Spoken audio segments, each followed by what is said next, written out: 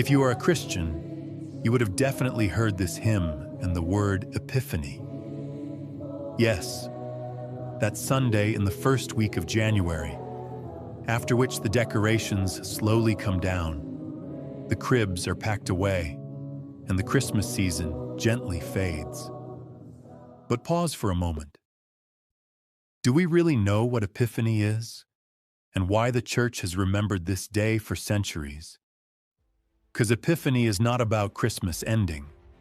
It is about a revelation beginning. The moment the world was shown who Jesus truly was, and its story begins, not in a church, but under the stars. The word Epiphany comes from the Greek epiphania, meaning revelation or showing forth. Christmas tells us Christ was born. Epiphany tells us Christ was recognized, not only by his own people, but by the world. We often call them three kings, but Scripture never does. The Bible calls them magi. They were scholars, students of the heavens, men trained to watch the skies and search for meaning beyond themselves. Most historians place their origins in regions like Persia or Babylon, centers of ancient learning.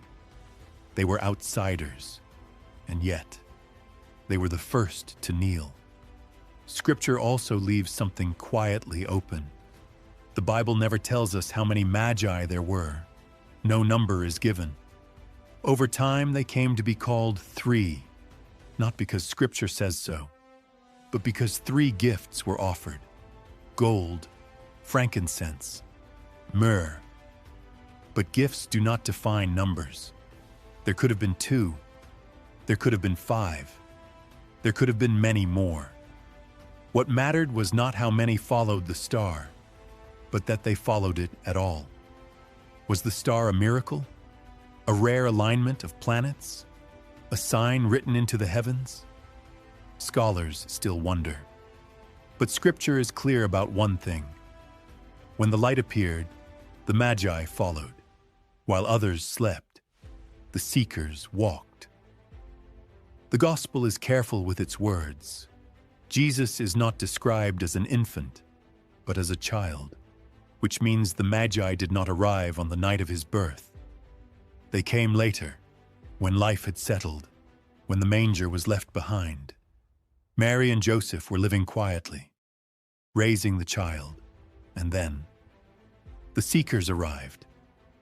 Revelation does not always come in moments of celebration. Sometimes it comes after.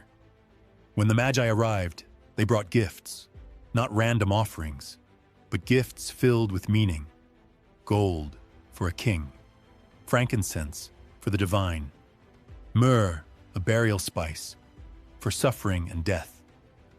Before Jesus spoke a word, his destiny was already present: kingship, divinity, sacrifice.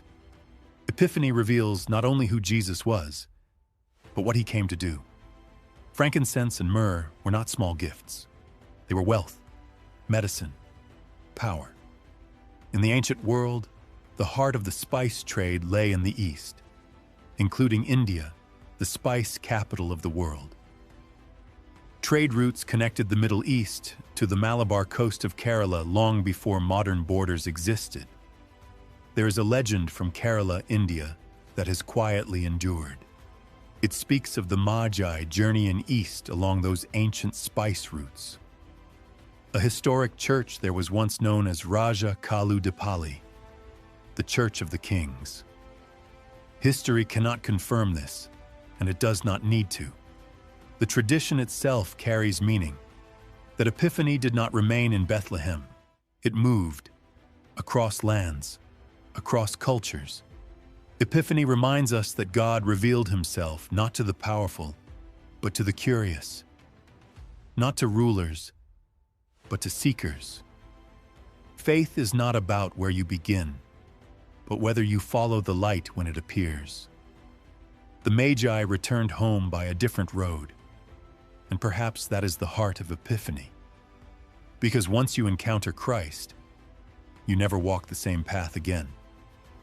So tonight, ask yourself, what light are you being invited to follow?